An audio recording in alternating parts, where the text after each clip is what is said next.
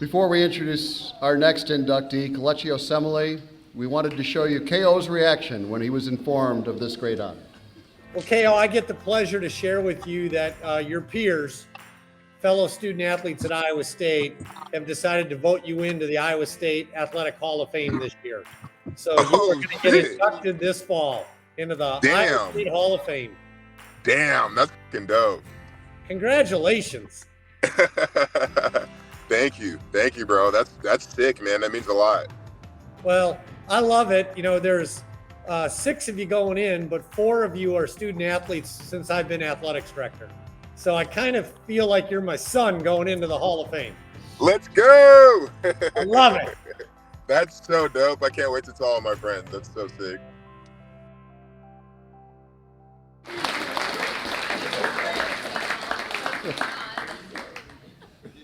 Left tackle is one of the most important positions on any football team, and at Iowa State, nobody did left tackle better than Kelechi Osemele. KO came names from Houston and earned a starting role as a true freshman, a role that he would never relinquish. 3 times he was an All-Big 12 selection, and as a senior in 2011, KO was first team All-American. The image we probably all remember from that year was Kelechi absolutely flattening 2 Oklahoma State defenders on the same play, mind you, as he paved the way for Jeff Woody to reach the end zone and give the Cyclones that incredible overtime win over the number 2 Cowboys, essentially blowing up the FCS. The BCS, I should say. KO was selected in the 2nd round of the NFL draft and again jumped right into the starting lineup for the Baltimore Ravens. In fact, that rookie season, he started at right tackle for the Super Bowl champions. He went on to start 101 games in his 9-year NFL career, twice making the Pro Bowl, and in 2016, he was voted first team All-Pro. In other words, there was not a better tackle in the NFL. And now he takes his rightful place in the Iowa State Athletics Hall of Fame. Please turn your attention to the video board to see the story of Kelechi Osemele. I remember just like the vibe, you know, like the facilities and everything like that, the computers and all that, the environment. And I kind of got the feeling I could grow a lot here. It's a safe environment, I can learn a lot. So that was part of it. And then I remember I went down to the bus, it was like the tour. And I remember being like, yeah, there's something special about this place. It like snowed a little bit and it was nice all day and it like sprinkled snow. And I was like, all right, that's gotta be a sign, that's weird. Like that's crazy, right? It was such a nice day for that to happen. And I had been on some other visits prior to that. And, you know, like ego or whatever, big egos. And these guys just seemed like dudes. They just seemed like guys that felt comfortable.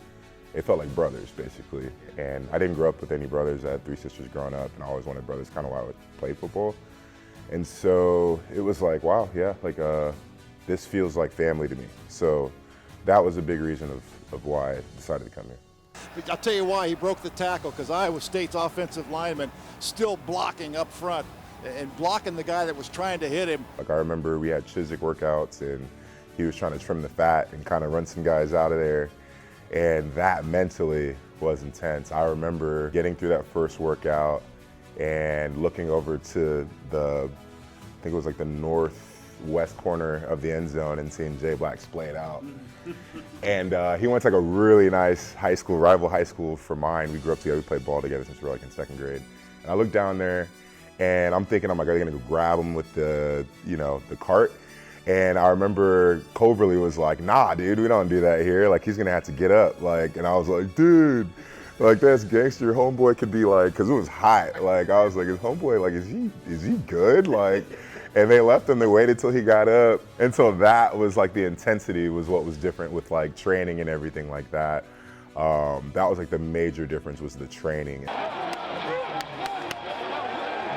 As a class of guys that came in, obviously, you know, especially with the training we were doing, we had to, you know, like kind of stick together. And it was like me, Colin Franklin, Jay Black, Philip Bates, Trey Basinger. We were just all like really close and talking and trying to figure, you know, how are we gonna do this thing? And we basically made a decision. We're like, yeah, it has to start with us, you know, like we have to be the guys that change the culture, because it kind of felt like the guys before were so used to so entrenched in what they knew and their way of doing things, and they had their standard, and us coming in, we were like, a lot of us aren't used to losing, and we came a long way here, you know what I mean? Like, we chose to come all the way over here, and so, like, let's make this work, let's make something of it. And so that was kind of the mentality and the attitude of my class that came in. This place is going bananas. First and goal from the 4-yard line in the second overtime. Barnett hands to Woody, up the middle, touchdown! And Iowa State has won it! Jeff Woody took it in, and the Cyclones have upset the nation's second-ranked team. They did it! Unbelievable win! So my mom worked a lot, so the only game she made it to growing up was my senior night in high school. And so that was obviously senior night. And so I remember, I don't want my mom out here to take the picture like we did in high school and we lose, you know what I mean? And so that was going through my mind. So I was emotional about that. Like, I was like, there's no way I can lose this game. And then obviously we had the mentality of like, we're not scared of anybody.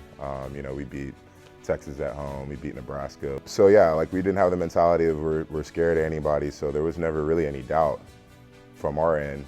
Obviously that's part of the game, especially when people are like rolling in to your home field and they're like, oh, we're playing in the national championship, we got Alabama, and they're looking past you. It's like, that's direct disrespect, and it's senior night, my mom's here, so.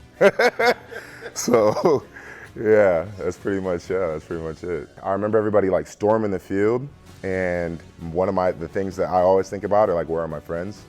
And so I remember looking up, like, are my classmates, my friends, like, who's rushing the field, you know, and like wanting to celebrate with them, basically. The other things that I learned and the ways that I changed while I was here, it's so much bigger than football to me. Obviously it's a tremendous honor. I really appreciate it. But like, man, I'm so much more grateful for the opportunity to even like experience what I experienced here, and just to have the opportunity to even come here. You know what I mean? It just feels so much bigger. I feel like since that had such a profound impact on me, it affected the player that I became. But it's definitely like it's a big honor for sure. Love and light, man. Like, I want to be the guy that lights up the room. I had a friend tell me the other day, like, you know, you got a 1,000-yard smile, and I never heard that. It was like some military dude. And I was like, yeah, like, that's what I want to be. Like, I want people to remember me as the guy that when I walked in, I lit up the room, I made people feel good, I made people happy. The same way that people made me feel when I was here. I want to have that effect on other people. So that's what I want my legacy to be.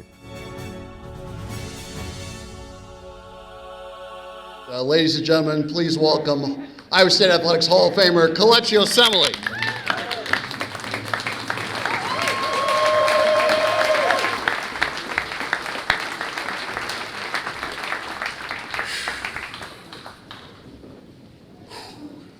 All right.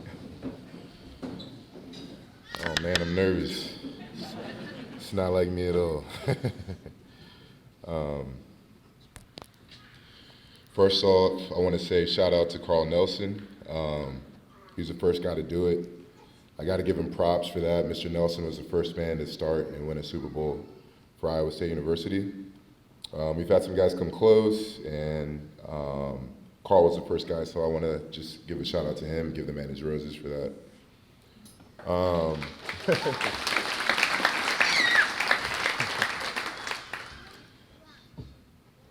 You know, pretty soon, you know, we'll have Brock Purdy up here. You know, he'll be the third guy, you know, to rock one of these. You know what I mean?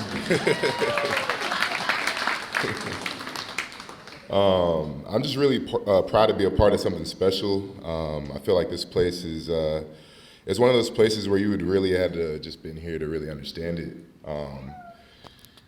It just gets you.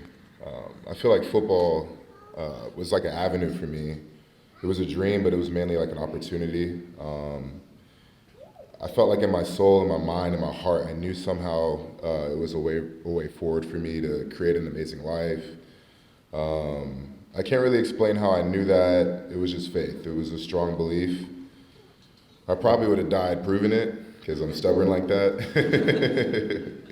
But yeah, there was never any doubt. I felt like if I can do this right, that my son would have an amazing life someday. So that was a big part of that. I always thought, you know, I can't do anything about my experiences or my childhood, but I can control what I do and what I decide to do. And yeah, he's gonna have it better than I ever hoped. And I think that's what every father wants for his son. I was thinking about my son before I even graduated high school. I was contemplating other ways of living around 15. You know, should I quit the team and do something else? And I remember thinking, like, I'm not going to be able to work in an office. Probably would hang my boss over the building by his tie. Bad idea. So couldn't be in a cubicle. And you know, I thought of, honestly, I quit the team my junior year. I don't know if a lot of people know that. Temporarily quit the team. I had other dreams and aspirations, and you know, I just remember being 3 years old and writing down my dream in school, and I just thought, like, man, I can't stop because it's getting harder, you know. And I thought about my son, and so it's crazy. He's 7 weeks old now, and I'm 35, so that's 20 years later, 20 years of patience, 20 years of sacrifice, 20 years of growth. And yes, 20 years of waiting for the right time. And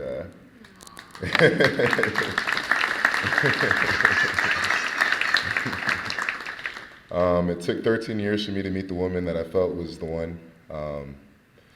And it's crazy just, you know, seeing legacy. It's amazing. It's overwhelming. And you know, my friends here know that there were plenty of opportunities for me, but there's something about this woman right here, and very life-changing. Meeting her, I'm very lucky. I always feel like you don't compromise on a vision, you don't compromise on your dreams. That's just the kind of mind and the kind of heart that I have. Once you have a vision of something, it just needs to be right, and it's got to feel right.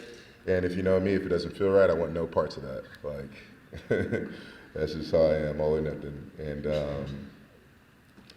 yeah, I think a vision and a dream is something you don't compromise on. You don't make excuses for yourself. You don't give yourself slack. You don't give up when it gets tough. You commit to it. You commit to what you want your world to look like. You can't control anyone else. You can control how you see, love, and experience life and how you move through this world. We're in control of how we create and how we go after things. And I feel that love and dreams are needs. And I think you should go after it with an uncommon conviction and an intensity. I don't think anybody should feel the need to stop and really explain your vision. You know, it might be hard for other people to grasp. Maybe they're not meant to. I personally think the more time and energy you spend explaining every move that you make, potentially it may delay your blessing. So that energy should be reserved for getting it done. Take the risk, take the leap, move that chess piece, learn and grow. It's your adventure, it's your destination, and nobody can live your life for you. What's for you is for you. Dream big, dream crazy, dream unrealistic, and be ready and willing to sacrifice for it. There's always going to be people in your life that support you, love you, care for you. And just that passion alone, going after your dreams is enough to attract the right people into your life. And man, I'm pretty sure there's someone watching you, your friends may feed off that energy, they may learn from your tunnel vision, they may learn from that focus, energy is contagious. Really, football for me was the way to be free and the land of the free. It was never about money for me. You know, it was what I wanted to, you know, design my life the way that I wanted it. I wanted to see the world. I wanted to go on adventures. I finally wanted to be secure. I knew that if I poured my heart and my soul into my dream and believed in it, if I prayed hard enough, if I worked hard enough, I could make it a reality. For some reason, when I was young, I prayed for a difficult path, and I don't know what made me do that. In the end, I'm glad I did. It made me who I am. It got me where I am. And I just remember praying, like, why did I ask God for the hardest route to this back in those Gene Chizik days? But the cool thing was the mentality that we learned, the toughness that carried all of us through our careers now. There were amazing coaches along the way. Coach McFarland, Yancey McKnight. Yancey taught me there are smart ways to work, and it's not only just about going harder. He taught me to take care of my body. That was eye-opening. I was lucky enough to see just how much I learned through those experiences when things just started to feel easy to me. I graduated, I entered life, started my career, saw the world. It brought me my best friends, the love of my life, my firstborn son. There isn't a single thing I would change about my decision to come to this school. I met my lifelong friends here. They invited me into their homes when I didn't have money to make it home for several holidays. Their families loved me like their own sons. I looked forward to making them proud every Saturday, and that continued every Sunday. I played for them, and I prayed to take the stress off of my mama. Don't think he can make it here, but Kevin Tucker texted me of every game of my college and professional career. He didn't miss one, and that's amazing to me. His dad, Jimbo, was basically my dad while I was here. Zach brought me to his farm for Thanksgiving. His mom made us 2 turkeys, me and Trey. That was incredible. First time like on a farm like that. One of the happiest Thanksgivings I've ever had. That was amazing. So thank you your family, and yeah, love you, bro. Yeah. Yeah, one day you're partying with Beyonce or you're shaking Barack Obama's hand and you just need to feel normal. I used to sleep on Dan's couch in Minnesota. I remember we had a conversation with Brian after my sister passed, and he remembers me sleeping on his couch and was like, yo, I got this NFL guy at my house, like, what's going on? Does he need a bed or anything like that? He offered me his bed. And he was like, man, I can't believe, like, this NFL dude is just, like, sleeping on my couch right now. And that was funny to go down memory lane. Jay Black and I have been playing ball together since Pee Wee League. He'll never admit he followed me to Iowa State. Went to my rival middle school. He got zoned out. I was jealous. They were better than us. And and then my rival high school. And then now we're out in California. Love you, bro. Love you.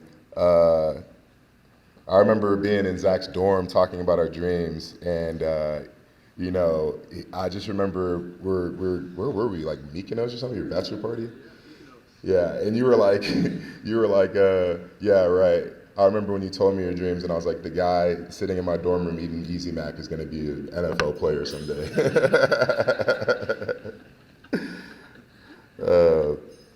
Man, it was just love, and you can't put a price on that.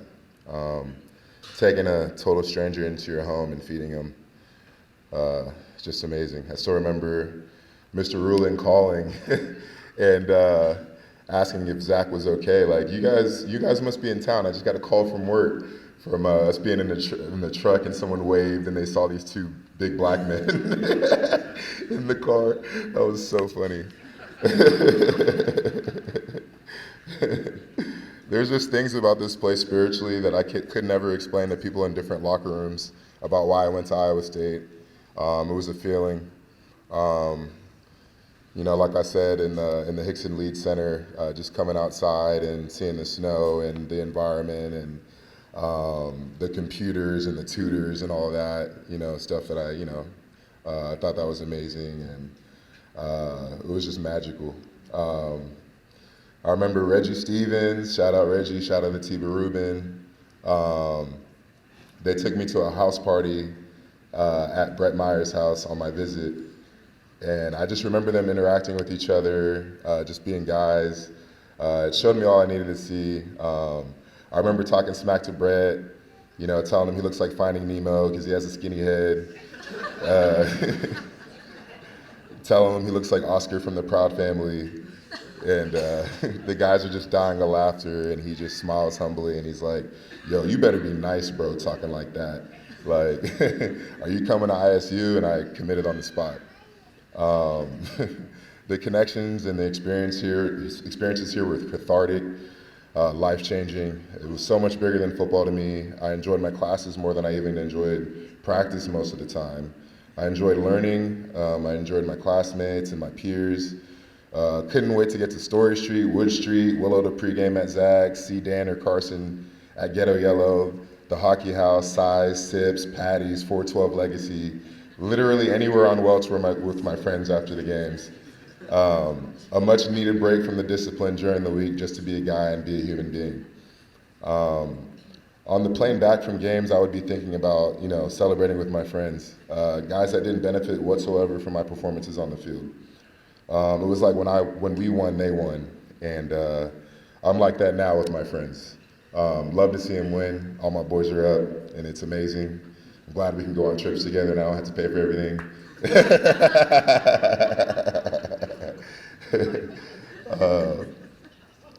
Yeah, but in college, honestly, I got bored if I wasn't stimulated. I needed variety, and our differences, that was just jet fuel to me.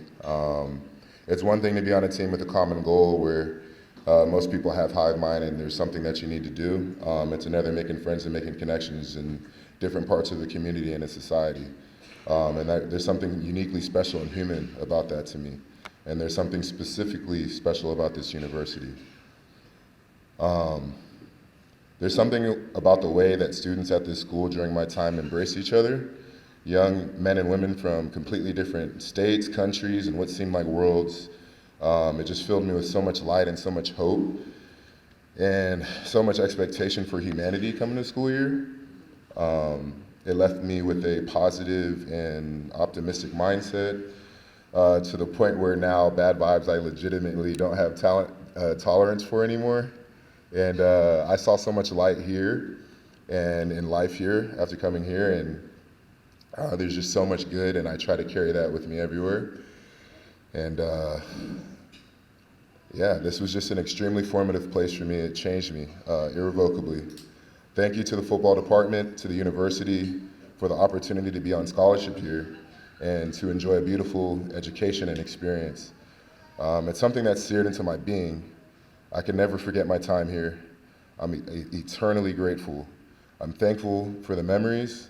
I'm thankful for the big upsets against the odds. I'm thankful for the support from the bottom of my heart. Thank you, thank God, thank Cyclone Nation, loyal Sons Forever True.